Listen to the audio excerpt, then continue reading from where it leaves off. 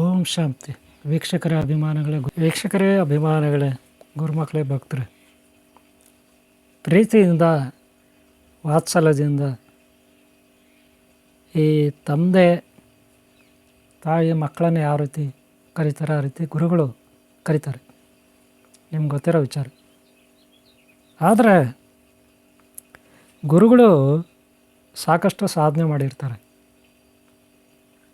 ಪ್ರಾಮಾಣಿಕವಾಗಿ, ಶುದ್ಧವಾಗಿ, ನ್ಯಾಯವಾಗಿ, ಸತ್ಯ ಧರ್ಮದಿಂದ ಅವ್ರ ಜೀವನದಲ್ಲಿ ಎಷ್ಟೋ ಏಳು ಬೀಳುಗಳನ್ನು ಅನುಭವಿಸಿ, ಕಷ್ಟ ನಷ್ಟಗಳನ್ನು ಅನುಭವಿಸಿ ಸಾಧನೆ ಮಾಡಿರ್ತಾರೆ. ಅಂಥ ಗುರುಗಳಿಗೆ ಗೌರವ ಕೊಡಬೇಕಾದ್ದು ಅವರಿಗಿಂತ ತಳಮಟ್ಟದಲ್ಲಿರುವ, ಹಾಗೆ ಅವರು ಸಮಾನರು, ಹಾಗೆ ಮೇಲ್ಮಟ್ಟದವರು ಎಲ್ಲರೂ ಅವ್ರನ್ನ ಗೌರವಿಸ್ಬೇಕು. ಅದು ಧರ್ಮ ಅಲ್ವಾ? ಉದಾಹರಣೆಗೆ ನೀವೇನೋ ಒಂದು ಸಾಧನೆ ಮಾಡಿರ್ತೀರ. ನೀವು ರೈತರಿರ್ಬೋದು, ಯಾವುದೋ ಕಲ್ಲು ಕೊಡ್ತಿರಲ್ಲ, ಒಡ್ರ ಕೆಲಸ ಅಂತಿರಲ್ಲ, ಒಡ್ರು ಕಲ್ಲು ಕೊಟ್ಟ ಕೆಲಸ, ಕಲ್ಲು ಕೊಟ್ಟರು ಇರ್ಬೋದು, ಕಲ್ಲು ಹೊಡೆಯೋರು, ಅಥವಾ ಇನ್ಯಾರೋ ಒಂದು ಓಲ್ಗ ಬಾರಿಸೋರು, ಸಂಗೀತಗಾರರು ಇರ್ಬೋದು, ಯಾರೋ ಪೊಲೀಸ್ ಇರ್ಬೋದು, ಮಿಲ್ಟ್ರಿ ಆರ್ಮಿಯವರು ಇರ್ಬೋದು, ಯಾವುದೋ ಡ್ರೈವರ್ ಕೆಲಸ ಮಾಡೋರು ಇರ್ಬೋದು, ಕೂಲಿ ಕೆಲಸ ಮಾಡಿ ಯಾರಾದರೂ ಸರಿ. ಒಬ್ಬ ಗುರು ಅಂದಮೇಲೆ ಅವ್ರಿಗೆ ತನ್ನದೇ ಆದ ಒಂದು ಸ್ಥಾನಮಾನ ಇರುತ್ತೆ. ಅವ್ರ ಜೀವನದಲ್ಲಿ ಅವ್ರು ಕಷ್ಟಪಟ್ಟು ಬಂದಿರ್ತಾರೆ. ಆದರೆ ಇಲ್ಲೇನಾಗ್ಬಿಟ್ಟಿದೆ ಅಂದರೆ, ಅವ್ರದ್ದು ಕೀಳು ಜಾತಿ, ಇವ್ರದ್ದು ಮೇಲು ಜಾತಿ, ಅವನು ಬಡವ, ಅವನ ಹತ್ರ ಕಾರಿಲ್ಲ, ಆಸ್ತಿ ಇಲ್ಲ, ಪಾಸ್ತಿ ಇಲ್ಲ ಅಂಥೇಳಿ ಗೌರವ ಕೊಡಲ್ಲ. ಇಲ್ಲಿ ವ್ಯಕ್ತಿತ್ವಕ್ಕೆ ಬೆಲೆ ಇಲ್ಲ. ಆಸ್ತಿ ಪಾಸ್ತಿ ಅದು ಇದ್ದಿದ್ರೆ ನೋಡೋಕ್ಕೆ ಕೈ ತುಂಬ ಉಂಗುರಗಳು, ಕುತ್ತಿಗೆ ತುಂಬ ಮಣಿಗಳು, ಇನ್ನೂ ಏನೇನೋ ಡೆಕೋರೇಟ್ ಮಾಡ್ಕೊಬಿಟ್ಟಿದ್ರೆ ನೋಡೋಕ್ಕೆ ಹಾಳು, ಒಂದು 6 ಅಡಿ 6.5 ಅಡಿ 7 ಅಡಿ ಹೈಟು, ಒಂದಷ್ಟು 200 kg ತೂಕ ಅಷ್ಟಿದ್ರೆ ಅವನಿಗೆ ಗೌರವ ಕೊಡ್ತಾರೆ ಅಲ್ವಾ? ಇಲ್ಲಿ ಅವರಲ್ಲಿ ಏನು ಒಳ್ಳೆಯ ಗುಣ ಇದೆ, ಕೆಟ್ಟ ಗುಣ ಇದೆ ನೋಡೋದಿಲ್ಲ ಯಾರು. ಈ ವಿಷಯ ನಿಮ್ಗೆ ಗೊತ್ತು. ನಾನು ಯಾಕೆ ಹೇಳ್ದೆ ವಿಚಾರ ಅಂದರೆ, ಈ ಕಾವಿ ಬಟ್ಟೆ ಇರುತ್ತೆ ನೋಡ್ರಿ. ಕಾವಿ ಬಟ್ಟೆ ಅಂದರೆ ಬೆಂಕಿ ಇದ್ದಾಗ. ಏನು ಕಾವಿ ಬಟ್ಟೆ ಅಂದರೆ ಬೆಂಕಿ ಇದ್ದಾಗ ಅಲ್ವಾ? ಯಾವುದೇ ಯೂನಿಫಾರ್ಮ್ ಆಗಲಿ ಅದಕ್ಕೊಂದು ಬೆಲೆ ಇರುತ್ತೆ. ಇವಾಗ ಪೊಲೀಸು, ಮಿಲ್ಟ್ರಿಯವರು, auto driver, bus driver, lorry, ಇವರೆಲ್ಲ ಅವ್ರದ್ದೇ ಆದ ಒಂದು ಯೂನಿಫಾರ್ಮ್ ಇರ್ತದೆ ಅಲ್ವಾ? ಹಾಗೆ ಸ್ಕೂಲ್ ಮಕ್ಕಳಿಗೆ, ಹಾಸ್ಪಿಟ್ಲಲ್ಲಿ ಡಾಕ್ಟ್ರುಗಳಿಗೆ, ನರ್ಸ್ಗಳಿಗೆ ಅವ್ರದ್ದೇ ಆದ ಒಂದು ಯೂನಿಫಾರ್ಮ್ ಇರುತ್ತೆ. ಹಾಗೆ ಫ್ಯಾಕ್ಟ್ರಿಗಳಲ್ಲಿ, ಹೋಟ್ಲುಗಳಲ್ಲಿ ಅವ್ರದ್ದೇ ಆದ ಒಂದು ಯೂನಿಫಾರ್ಮ್ ಇರ್ತದೆ. ಆಫೀಸ್ಗಳಲ್ಲಿ, ಹಾಗೆ ಟ್ರಾನ್ಸ್ಪೋರ್ಟ್ ಕಂಪ್ನಿಗಳಲ್ಲಿ ಅವ್ರದ್ದು ಅದು ಯೂನಿಫಾರ್ಮ್ ಇರ್ತದೆ. ಅವ್ರು ಹಾಕ್ಕೊಂಡಿರ್ತಾರೆ. ಅದಕ್ಕೊಂದು ಬೆಲೆ ಇರುತ್ತೆ.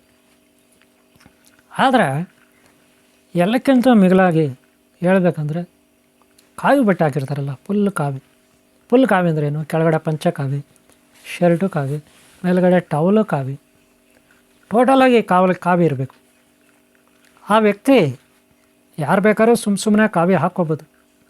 ಆದರೆ ಪ್ರಾಮಾಣಿಕವಾಗಿ ರುದ್ರಾಕ್ಷಿಗಳು, ಕಾವಿ ಬಟ್ಟೆ ಯಾರು ಧರಿಸ್ಕೊಂಡಿರ್ತಾರೆ ಅವರು ಸಿದ್ಧಿ ಪಡ್ಕೊಂಡಿರ್ತಾರೆ.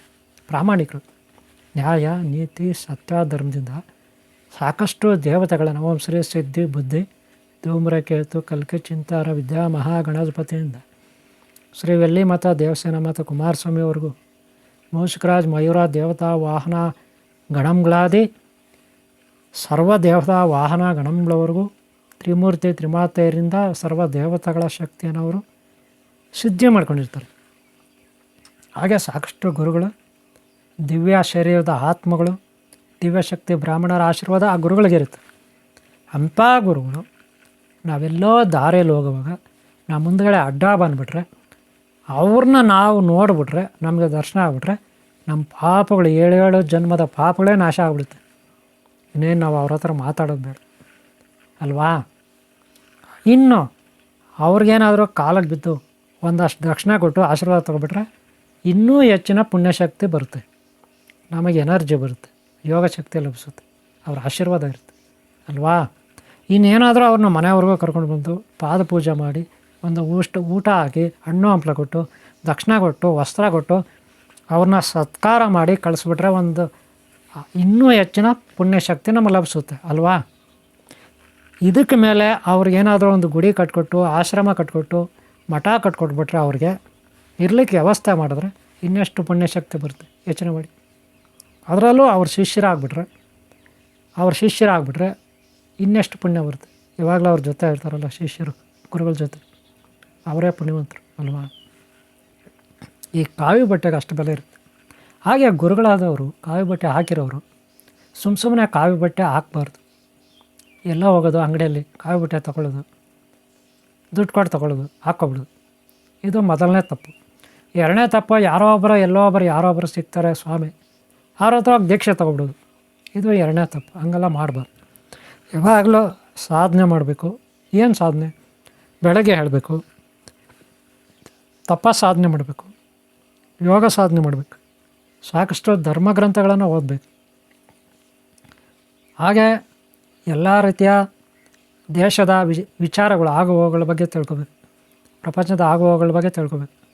ಹಾಗೆ ಪುರಾಣ ಪುಣ್ಯ ಕಥೆಗಳು, ವೇದಗಳು, ಶ್ರುತಿಗಳು ಇವೆಲ್ಲವನ್ನೂ ಓದಿ ತಿಳ್ಕೊಬೇಕು ಅಲ್ವಾ. ಆಯಾ ಧರ್ಮಗ್ರಂಥಗಳನ್ನು ಓದಿ ಅವರು ತಿಳ್ಕೊಬೇಕು. ಅವರು ಯಾವುದೇ ಧರ್ಮದ ಗುರುವಾಗಿರಲಿ, ಅವರು ಅಹಿಂಸಾವಾದಿ ಆಗಿರಬೇಕು. ನೆಕ್ಸ್ಟ್ ನೆನ್ಪಿಟ್ಕೊಳ್ಳಿ, ಯಾರೆಲ್ಲ ಅಹಿಂಸೆ ಇರುತ್ತೆ, ವಿನಯ ಇರುತ್ತೆ, ತಾಳ್ಮೆ ಇರುತ್ತೆ, ಸದ್ಬುದ್ಧಿ ಸುಜ್ಞಾನ ಇರುತ್ತೆ, ನ್ಯಾಯಪರರಾಗಿರ್ತಾರೆ, ನೀತಿಪರರಾಗಿರ್ತಾರೆ, ಅಂಥ ಮಹಾತ್ಮರು ಈ ಜಗತ್ತಿಗೆ ದೊಡ್ಡ ವ್ಯಕ್ತಿ ಅಂತ ಅನಿಸ್ಕೋತಾರೆ, ಒಂದು ಒಳ್ಳೆಯ ಸ್ಥಾನಮಾನದಲ್ಲಿರ್ತಾರೆ. ಅದಕ್ಕೆ ಗುರುಸ್ಥಾನ ದೊಡ್ಡದು ಅಂತ ನಾವು ಕರಿತೀವಿ. ಅದಕ್ಕಿಂತ ದೊಡ್ಡದು ಜಗತ್ತಿನಲ್ಲಿ ಬೇರೊಂದಿರಲ್ಲ ಆ ಸ್ಥಾನಕ್ಕಿಂತ. ಯಾಕಂದರೆ ದೇವತೆಗಳಿಗೂ ಕೂಡ ತಾರಾಮಾತ ಗುರುದೇವಲ್ಲಿ ಇರ್ತಾರೆ, ಬೃಹಸ್ಪತಿ ಅಂತ ಅಲ್ವಾ. ಹಾಗೆ ದೈತ್ಯರಿಗೆ ಶುಕ್ರಾಚಾರ್ಯ ಇರ್ತಾನೆ. ಹಾಗೆ ನಿಮ್ಮ ಊರುಗಳಲ್ಲಿ ನಾನು ಹೇಳಿದ್ನಲ್ಲ ಆಗಲೇ, ರೈತರು ಕೂಡ ಗುರುಗಳೇ, ಗಾರೆ ಕೆಲಸ ಮಾಡೋರು ಗುರುಗಳೇ, ಲಾರಿ ಡ್ರೈವರ್ಗಳು, ಕಾರ್ ಡ್ರೈವರ್ಗಳು, ಇನ್ನೊಬ್ಬರು ಮತ್ತೊಬ್ಬರು ಎಲ್ಲರೂ ಗುರುಗಳೇ. ಹಾಗೆ ಅಡುಗೆ ಮಾಡೋರು ಕೂಡ, ಹಾಗೆ ಆಫೀಸ್ನಲ್ಲಿ ಕೆಲಸ ಮಾಡೋರು ಕೂಡ, ಹಾಗೆ ಪೊಲೀಸು, ಮಿಲಿಟ್ರಿ ಯಾರೇ ಆಗಿರಲಿ ಗುರುಗಳಲ್ವಾ. ಒಬ್ಬ ರಾಜಕೀಯ ವ್ಯಕ್ತಿ ಕೂಡ ಒಬ್ಬ ಗುರುವೇ ಆಗಿರ್ತಾನೆ. ಅನುಭವ ಇರುತ್ತೆ, ಯಾರಲ್ಲಿ ಅನುಭವ ಇರುತ್ತೆ ಅವರ ಕೆಲಸದಲ್ಲಿ ಅವರು ಗುರುವೇ. ನೆಕ್ಸ್ಟ್ ಬಂದಂಥ ಪೀಳಿಗೆ ಅವ್ರಿಗೆ ಇವ್ರು ಗುರುವಾಗಿರ್ತಾರೆ. ಅಂಥ ಗುರುಗಳಿಗೆ ಎಲ್ಲರೂ ಗೌರವ ಕೊಡಬೇಕು, ವಿಧೇಯರಾಗಿರ್ಬೇಕು. ಅದನ್ನು ಬಿಟ್ಟು ಗುರುಗಳು ಸಿಕ್ಬಿಟ್ಟಿದ್ದಾರೆ, ಗುರುಗಳು ಭಾಳ ಪ್ರೀತಿಯಿಂದ ಮಾತಾಡ್ತಾರೆ ನಮ್ಮ ಹತ್ರ, ಅವ್ರ ನಂಬರ್ ಕೊಟ್ಬಿಟ್ಟಿದ್ದಾರೆ ಅಂಥೇಳಿ ಸುಮ್ಮನೆ ಅವ್ರಿಗೆ ಕಾಲ್ ಮಾಡೋದು, ಸುಮ್ಮನೆ ಕೆಲಸ ಬರೋದು, ಕ್ವಶನ್ ಕೇಳೋದು, ಸುಮ್ಮನೆ ಅವ್ರ ಮೇಲೆ ಅನುಮಾನ ಪಡೋದು, ಗುರುಗಳ ಮೇಲೆ ಅನುಮಾನ ಪಡೋದು, ಏನೇನೋ ಅವ್ರ ಬಗ್ಗೆ ತಗೊಳ್ಳೋದು, ಏನೇನೋ ಅವ್ರ ಬಗ್ಗೆ ಅವಹೇಳನ ಮಾಡೋದು ಗುರುಗಳ ಬಗ್ಗೆ. ಈಗ ಸ್ವಾಮೀಜಿಗಳಿರ್ತಾರೆ ಮಠಗಳಲ್ಲಿ, ದೇವಸ್ಥಾನಗಳಲ್ಲಿ ಪೂಜೆ ಮಾಡ್ತಾರೆ, ಪೊಲೀಸ್ ಸ್ಟೇಷನಲ್ಲಿ ಪೊಲೀಸರು ಇರ್ತಾರೆ, ಆರ್ಮಿ ಕ್ಯಾಂಪ್ಗಳಲ್ಲಿ ಆರ್ಮಿಯವರು ಇರ್ತಾರೆ, ಇನ್ನು ಆಫೀಸ್ಗಳಲ್ಲಿ ಅವ್ರದ್ದೇ ಆದ ಕೆಲಸ. ಯಾವುದೇ ಡಿಪಾರ್ಟ್ಮೆಂಟ್ ಆಗಲಿ, ಯಾವುದೇ ರಂಗ ಆಗಲಿ, ಅಲ್ಲೊಬ್ಬ ಗುರು ಇರ್ತಾರೆ. ಅವ್ರು ಒಳ್ಳೆಯವರಾಗಿದ್ದರೆ ನಾವು ಅವ್ರಿಗೆ ಗೌರವ ಕೊಡಬೇಕು, ಅದು ನಮ್ಮ ಕರ್ತವ್ಯ ಅಲ್ವಾ. ಅದನ್ನು ಬಿಟ್ಟು ಎಲ್ಲೆಲ್ಲಿಂದ ಕೋಪ ತಂದು, ಅವರೇ ಎಲ್ಲೆಲ್ಲಿಂದ ಕಥೆಗಳು ತಂದು, ಅವ್ರು ಹಿಂಗೆ ಹೇಳಿದ್ರು, ಅವ್ರು ಹಂಗೆ ಹೇಳಿದ್ರು, ಇವ್ರು ಹಿಂಗೆ ಹೇಳಿದ್ರು, ಅವೆಲ್ಲ ತಂದು ಒಬ್ಬ ಒಳ್ಳೆಯ ಗುರುಗಳ ಹತ್ರ ಅದನ್ನು ಆ ವಿಚಾರಗಳನ್ನು ತೆಗಿಬಾರ್ದು. ಗುರುಗಳು ಯಾವಾಗಲೂ ನಮ್ಮನ್ನು ಉದ್ಧಾರ ಮಾಡೋಕ್ಕೆ ಯೋಚನೆ ಮಾಡ್ತಾರೆ. ಅವರು ಯೋಚನೆ ಮಾಡಿದ್ರೆ ಆ ಒಳ್ಳೆಯ ಗುರುಗಳು ಯಾವುದಾದ್ರೂ ಒಣ ಕಡ್ಡಿಯನ್ನು ಮುಟ್ಟಿಕೊಟ್ರೆ ಅದು ನಮಗೆ ಅಮೃತ, ಹಸಿ ಕಡ್ಡಿ ಆಗುತ್ತೆ, ಹಸಿರು ಕಡ್ಡಿ ಆಗುತ್ತೆ. ವಿಷವನ್ನು ಮುಟ್ಟಿದರೆ ಅದು ಅಮೃತ ಆಗುತ್ತೆ.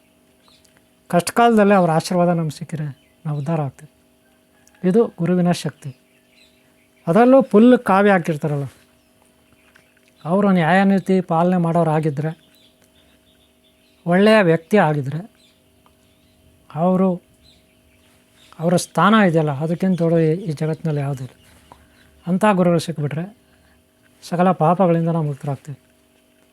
ಅದಕ್ಕೆ ನಾವು ಇವಾಗೂ ಅಂಥ ಗುರುಗಳಿಗೆ ಗೌರವ ಕೊಡಬೇಕು, ಅನುಮಾನ ಪಡಬಾರ್ದು. ದೇವರ ಮೇಲೆ, ಗುರುಗಳ ಮೇಲೆ ಅನುಮಾನ ಪಟ್ಟರೆ ಯಾವತ್ತೂ ನಾವು ಉದ್ಧಾರ ಆಗಲ್ಲ. ಯಾವಾಗಲೂ ನಾವು ಅವ್ರಿಗೆ ಶರಣಾಗತಿ ಆಗಬೇಕು. ಯಾರು ದೈವದ ಮೇಲೆ, ಒಳ್ಳೆಯ ಗುರುಗಳ ಮೇಲೆ ಅನುಮಾನ ಪಡ್ತಾರೆ ಅವ್ರು ಯಾವತ್ತೂ ಉದ್ಧಾರ ಆಗಲ್ಲ. ಅದಕ್ಕೆ ನಾವು ಯಾವತ್ತೂ ಅವ್ರ ಮೇಲೆ ಅನುಮಾನ ಪಡಬಾರ್ದು. ಅವ್ರೇನು ಹೇಳ್ತಾರೆ ಅದು ವೇದವಾಕ್ಯ ಆಗಿರುತ್ತೆ.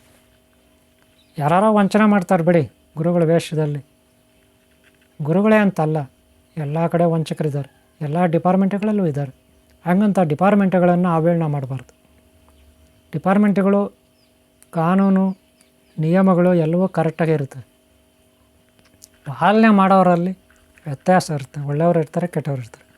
ನಾವು ಒಳ್ಳೆಯವ್ರ ಬಗ್ಗೆ ಮಾತಾಡಬೇಕು, ಕೆಟ್ಟವ್ರ ಬಗ್ಗೆ ಬೇಡ ಅಲ್ವಾ. ಅದಕ್ಕೆ ಗುರುಗಳಿಗೆ ಯಾವಾಗ ನಾವು ತಗ್ಗೆ ಬಗ್ಗೆ ನಡೆದ್ರೆ ಖಂಡಿತ ನಮ್ಗೆ ಒಳ್ಳೆಯದಾಗುತ್ತೆ.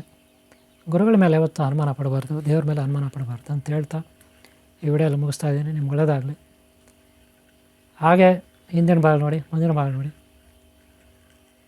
ಹಾಗೆ ನನ್ನ ಆಶೀರ್ವಾದ ನಿಮ್ಗೆ ಸದಾ ಇರಲಿ. ಇಷ್ಟ ಆದ್ರೆ ಒಂದು ಲೈಕ್ ಮಾಡಿ. ನಿಮ್ಮ ಪ್ರೋತ್ಸಾಹ ಇದ್ದರೆ ಮತ್ತೆ ಮತ್ತೆ ನಾನು ಈ ರೀತಿ ವಿಡಿಯೋಗಳನ್ನು ಮಾಡ್ಬೋದು.